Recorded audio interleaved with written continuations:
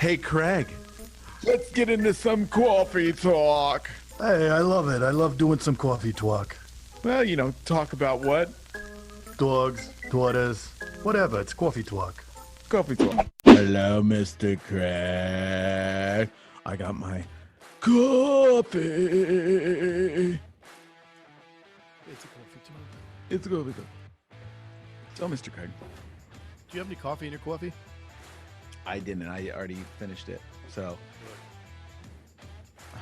you're drip dry. What are you going to do? It's dirty. It's dirty. Yeah. Same here. It's you like that one? It's literally black on the inside. Caked on.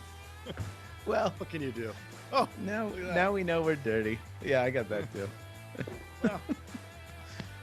Oh, Mr. Craig. Yeah. I was wondering I wonder if I could trouble you for some hand sanitizer. Oh. Well, I was Or- thinking about running down to the store, picking up some toilet paper and some hand sanitizer. Do you Can want me you to give get me you some? Yes, please do. Does any? Just shoot us a message if you need some hand sanitizer. We're gonna go down and grab some. I have 72 cases in my house, but I could always use some more. Well, you can never have too much hand sanitizer.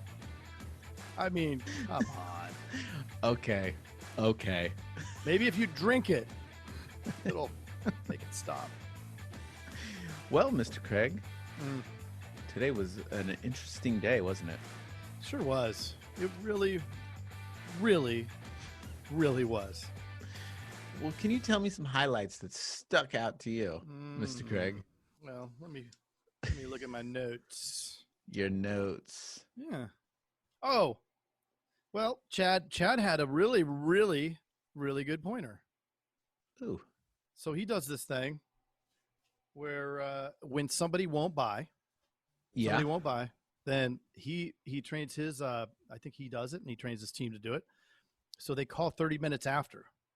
So a person says, Yes. no, we're not going to go with you, blah, blah, blah, whatever, right? They can't close them. They call up 30 minutes later and they just say, hey, look, I get it. I understand you're not going to go with us. That's cool. No big deal. But could you help me just real quick understand why that's the case so that I know what I can do better next time? So just a little non-threatening thing. He takes the pressure off. I like that. Because, in the sale, you're a little bit in the heat of the moment, right? Trying to close them. You're overcoming objections, karate chopping those objections away. Yes. Yeah. I liked it. I like else? that too. Yeah. He talked about some automation.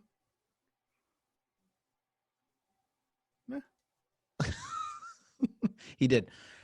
No, it's true. And then one other thing that we were talking about is failure is inevitable when you try It is. stuff. Yeah. And that was something that I was thinking about the other day. I was thinking, dang, I'm not failing at enough stuff right now. Dang, Gina. Dang, Gina. And it reminds me of this quote from Winston Churchill that success is not final and failure is not fatal. It is the courage to continue that counts. And it's crazy how risk adverse that we are, and failure is such a bad, it has such a bad name. Like nobody Yeah. wants to fail, but Yeah. like you have to fail. Yeah. I mean, that's how you learn.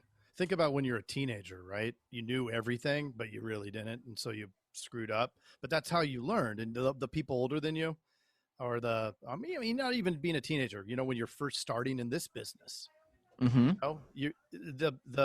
the older, octogenarians like me may tell you words of encouragement and say, hey, you might want to try this way, and then what do? Young whippersnapper. Yeah, what does the young whippersnapper do? The opposite, right? No, that guy doesn't know what he's talking about. I mean, history repeats itself, Mr. Jason. True, Mr. Craig. Truth. But it's just so funny that we do try so much stuff when you're young, and it's not a big deal, and we do fail, and who cares? But then when Yeah. we get older, we sometimes get to a point where it's like you're not even trying anything new because you don't want to fail, and Yeah. but then you know what you're going to get, and usually, I don't know. Wonder why It's that is. I don't know. You know, like when you're a kid, it didn't matter. You got up, you fell over, you cut yourself, you cried, you freaking got back up. You learned how to ride a bike, you got on it, you fell over. I mean, if when you were learning how to ride the bike, people behaved at that age the way they do now in their risk aversity. I mean, nobody know how to ride a bike, Right, or do anything. or do anything. And then somewhere, I don't know, is it like in the teenage years, you get so concerned about what everybody else thinks, right? So worried about, oh, this, if I wear this shirt, is that, everybody gonna make fun of me, and I don't know, maybe that's what starts that sideways thinking, That's true. because for a long time I was like that, and now I've come to this place where who cares? Totally. It's clear that I do not care. I'm in flip-flops. Yes. Oh, you are in flip-flops. Yeah. In the office. Perfect. Locals. Gosh, I have shorts on and a t-shirt Well, I don't and have a shorts backwards on. hat. I have had these same jeans on every day this week, though. Jeans and flip-flops. You definitely are from California. Yeah. Well, Do people do that in Arizona? I don't know. I don't see it too often, but again, don't care. You're just a dude doing your thing. Just a dude being a bro. Have you ever worn a robe to the grocery store? It's funny that you asked me that. What was it? There was a course in college. I took a course, and it was like sociology, I think, or psychology, one of those somewhat useless classes. And that was the thing. Like they talked about like social norms, laws, rules, and there's a different, like each one of those things is more severe. Like law, if you break the law, there's consequence. But like a social norm or norms is like, it's not a law. It's just kind of like a generally accepted practice, right? Like a behavior that everybody kind of goes with. And the teacher said, as part of your homework, we want you to go to the supermarket and wear a bathrobe and observe how people treat you. And it was super uncomfortable. Super uncomfortable. I used to do that. You did? Well, yeah. You didn't care. Well, did you do it? Did you do it's it? Like my drinking days. Oh, you just were hungover. No, I did it strictly because I did not put on clothes for the day. and now best in company. That's right. Some company. For some company that you can't name, right? No, and we wouldn't. It's probably a car company. I wouldn't either. But are you allowed to say that you can't name it? I don't know. I don't know. If you are out there and you are working for this company, please don't get me in trouble. I don't know. Are we allowed to, right? I don't know that people work for it. That's true. Is that a facade? Am I in more trouble because of the flip-flops or because of not mentioning it? Let's get down to the rattle tattle here. Let's get brass down tacks. to the rattle tattle. Last time, yeah, go. Yeah. No. I want you to go, Mr. Craig. Last week, I think it was. I'd like to talk a little bit more about what we talked about last week. Okay. Coffee talk, which is actually today. It's funny how that works. It's odd, man. You just blew my mind, Mr. Craig. Yeah, it's like time travel. You blew my mind, Mr. Craig. Maybe if we talk about it, that screws up the space-time continuum. Anyway. I think so. Let's ask Marty. How many gigawatts? So no one's listening at this point. Yeah, done. Sorry, guys. Last week, we got into the right people being in the right places. Right. Yeah. I mean, it really is very, very important. I've messed that up before. I've taken the best producer, turned him into a manager, thinking that they're going to produce, and then, right, they get taken away from doing the production, and managing, and and then they ended up not even being a good manager, and then they quit. Right. And you're not talking about Jazz. No. Because at first I was like, dude, Jazz is right there, man. Still here. Still being English. Yes. Yeah, no, it's so true. And putting those people in the right spots is what will help take your agency to the next level. And it'll also help fatigue, because there can be a lot of fatigue in this industry, right, Mr. Craig? Yeah. Oh, hands down, Mr. Jason. It's true. And I think one of the hardest positions in this industry is the sales producer. And I think it is our job to help them and make that as much of a long-lasting position as possible. Yeah, there's a few things to that, because if you have turnover, that's then expensive. Expensive. And what else? Well, it's time. It's So much expensive. time. And honestly, like, dude, you like it. I mean, I love right now everybody that works for me. Yeah. And with me. And I don't want to lose anybody. Right. You know? No, it's terrible. And I want them to like it. I want them to like showing up. Well, yeah, it wrecks the culture. All the stuff Grant said when we had him on. But like, not having the right people in the right places then gets them upset and not like it, which then creates turnover. And when you have turnover, then you're doing more work and spending more money just to do the HR, right? You're doing all this extra HR. And so it's kind of funny. We will do all these things to try to save money instead of taking that person, spending a little bit more and giving them tons of leads, giving them people to call for them so that they're doing the one thing that's going to get them the best results, make them the most money, which makes them want to stay and makes their job enjoyable. Truth. Right? And so what is that difference in savings if you have, I mean, and I'm not saying I'm perfect at it. Shoot. You know, I mean, shoot, Mr. Craig. I violated one of the commandments, which is thou shalt always be recruiting. You know, that's right. I lose 3 people because it still happens, right? Totally. I mean, and because they just weren't, they're not doing it. But this is the thing. I didn't let them go. These people left because they weren't getting the results at the level that their peers were. So they self-ejected, right? And that's when you have that strong culture, then the ones that aren't cutting it, they actually will just eject because they feel bad. And I'll tell you, like, I hired really good people, and the people that left, I am a little sad that they left because they were good. They were good people. I liked them. But they left because I was paying a higher salary base than most people do in my area, in Tucson, for sure, right, as a base. And so then if they're not getting results, they feel guilty about it. If you're hiring the right people, right? And they did. Right. They left. They said, look, I love working here. I love my job. I can't do it. I don't feel right collecting this money, you training me, you coaching me, and I'm still not able to get the results. And I respect that. That's fine, man.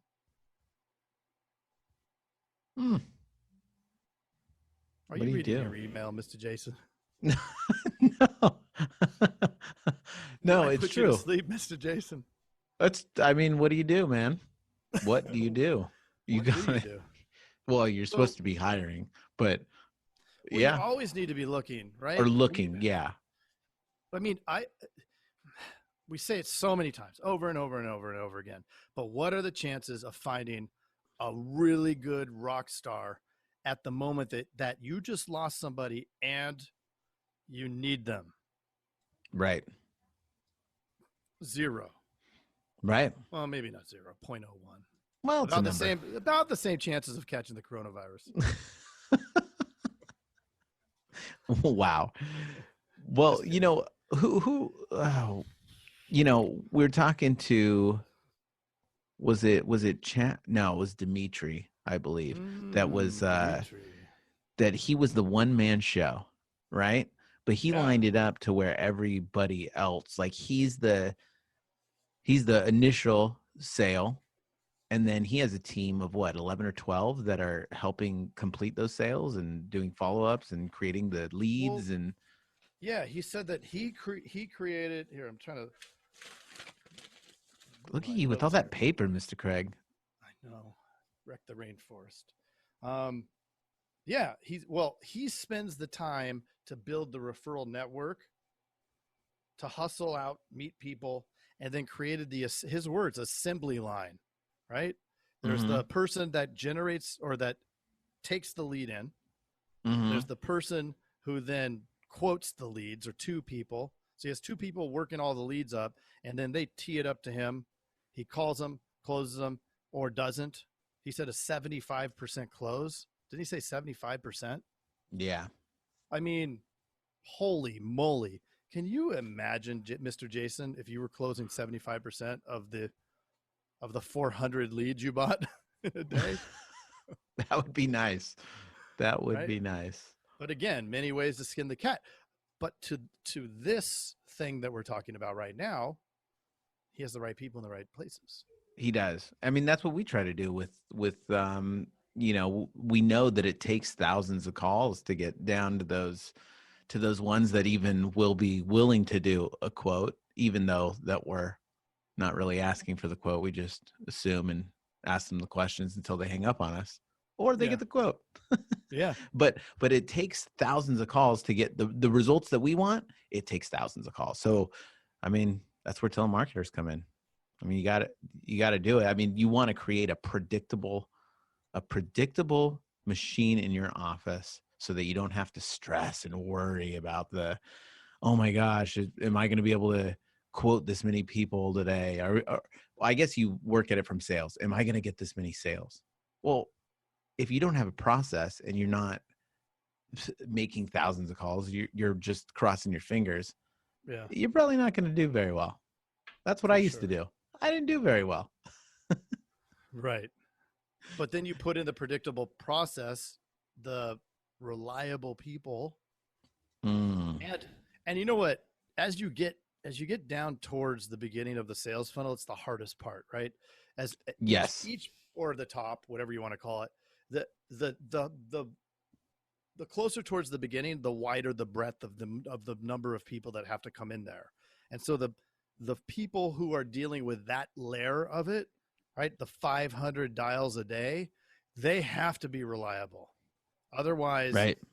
Oh, I had a telemarketer, but they lasted for 2 weeks and it's a pain in the butt. And then that's it. Done. Right. Just like, and then at the same time, I was buying leads, but they didn't work because, we called and they didn't answer. Well, yeah, 85% aren't going to answer. Maybe 90%. Some days, 92% don't answer. Right. You know what? I just did the math in our agency, and I think it takes us about, and this is like fresh leads, it takes like 92 calls for a quote. 92 calls for the amount of quotes that we're getting takes 92. And you're buying leads. Yeah. That's so 100%. I mean, it's because craziness. I have the same telemarketers. So it's 500 dials and they get 4 to 6, 4 to 10, whatever, Yep. 2, sometimes 2. You never know. You never know, Mr. Craig. But they're making 500 dials. And that's what you can predict. Because you can measure that. You can just, I mean, that's something that you control.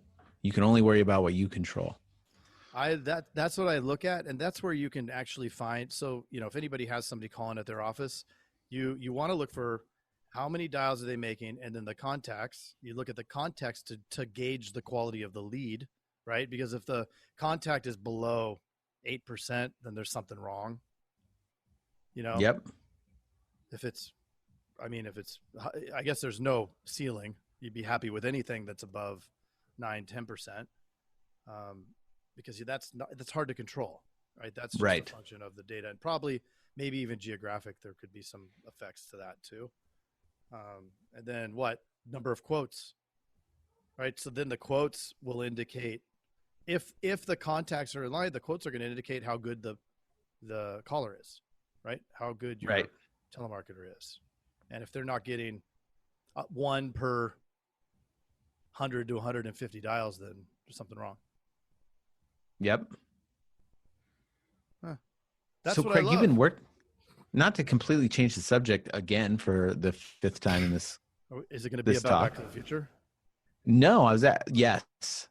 I wanted to know Back to the Future. So you're writing something for the insurance dudes and dudettes out there, right?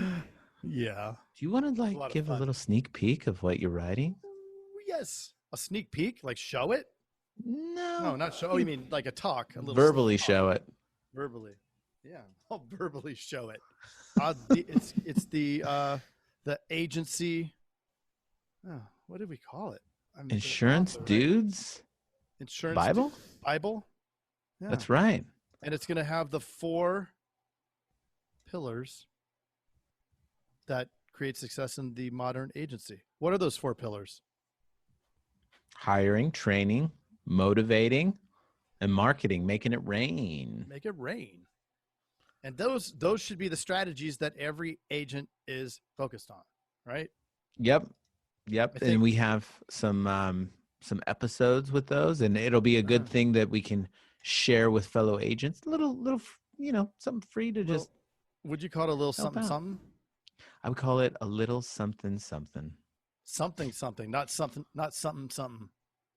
Or something. Yeah. When was the last time you wore your bathrobe to the supermarket? I don't wear my bathrobe that much these days. I don't even have one. Dude, I have a good furry one. It's so fuzzy. It's nice. It's nice. It makes me feel nice inside to think about it even. I wonder if this Coffee Talk has run its course. I think it has. So everybody out there, please sign up for the Insurance Dudes Inner Circle. You can join our Inner Circle. Just go to theinsurancedudespodcast.com. Join the Inner Circle. We're doing a weekly newsletter with our man TJ. We're not sending you garbage. It's not garbage. All you will ever get is the newsletter. That's it. Yeah. So it's just going to be, it'll give you a heads up on what's coming up on the Insurance Dudes. You can be a part of the Inner Circle and get some stuff when we release it ahead of time. I have a bunch of swag here. You got some swag. How to mail it. Yeah, I got to send you some swag. Well, we got some new swag that we're working on. We sure do. Coffee Talk mugs. Coffee Talk mugs. Some other stuff. Yeah. Some other stuff. Do you think there is anybody left? Nope. If you are left, make a post on the group and just say, I had listened to the whole thing. Or don't. Yeah. That we won't be able to track and measure. Okay. We were in the top 10 under business. Oh. On the webs. Yeah, on the internets. On the webs. For business podcasts. How that happened. Remarkable. Greg, you know what we used to do in our sales meetings? What? I'm a little teapot, short and stout. Here is my handle. Here is my spout. Yeah. When I get all steamed, tip me over and pour me out. Hey, you've got to check out the Insurance Dudes Inner Circle coming soon, where you get extended interviews as well as live coffee talks in our private Facebook group. Join the mailing list today at theinsurancedudespodcast.com. Hey, thanks for checking out the Insurance Dudes. Hey, please subscribe. We got some really great stuff coming out.